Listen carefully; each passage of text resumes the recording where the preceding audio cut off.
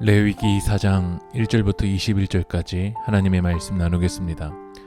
레위기 4장은 죄를 지었을 때 드리는 속죄 제사를 이야기합니다.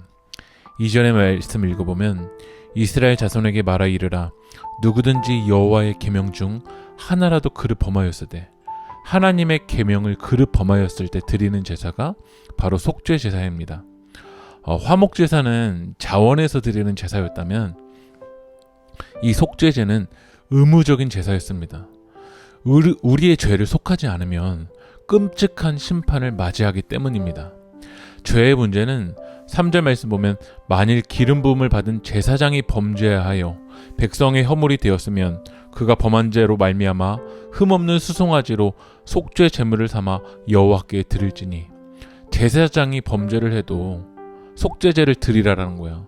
아무리 제사를 많이 드렸어도 아무리 하나님께 헌신을 많이 했어도 죄의 문제는 우리가 그냥 넘어갈 수 없다라는 거죠. 13절 말씀 보면 만일 이스라엘 온 회중이 여호와의 계명 중 하나라도 부지 중에 범하여 허물이 있으나 스스로 깨닫지 못하다가 이스라엘 온 회중에게 이 속죄 제사는 적용됩니다. 나는 괜찮겠지가 아니라 우리가 하나님의 계명을 어기고 하나님을 떠난 모습들이 있다라면 이 속죄의 문제를 해결해야 된다라는 거예요. 그래서 우리는 14절의 말씀을 읽어보면 그 범한 죄를 깨달으면 회중은 수송아지를 속죄제를 드릴지니 누가 속죄제사를 드리냐면 죄를 깨달은 사람이 속죄제사를 드립니다. 하나님을 떠나 있는 우리는 말씀을 통해서 우리가 하나님을 얼마나 떠나 있는지 하나님의 방향이 아닌 내 방향으로 가고 있는 이 모습을 깨달아야 됩니다. 성령님을 통해서 깨닫고 성찰해야 됩니다. 이 속죄제사를 드릴 때 제일 중요한 것 중에 하나가 4절 말씀을 읽어보면 그 수송아지를 회막문 여호와 앞으로 끌어다가 그 수송아지의 머리에 안수하고 그것을 여호와 앞에서 잡을 것이요 수송아지를 여호와 앞으로 끌어와서 수송아지의 머리에 안수하라라는 거야. 안수를 하는 의미는 나의 죄를 대신해서 동물이 죽는 겁니다. 나를 대신하는 거죠.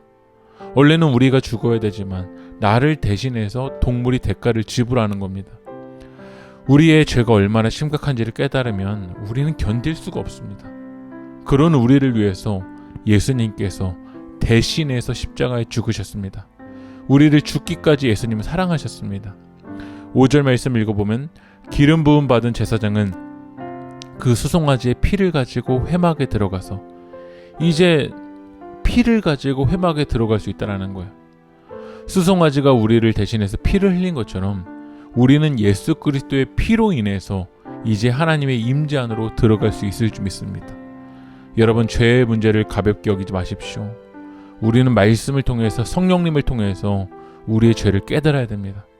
오늘 이 시간 주님의 보혈의 피로 나를 덮어달라고 온전히 회개하는 시간이 되길 소망합니다. 기도하겠습니다. 미루지 말고 남김없이 철저하게 죄를 인정하고 사죄의 은총을 덧입게 하여 주시옵소서. 예수님의 이름으로 기도합니다. 아멘.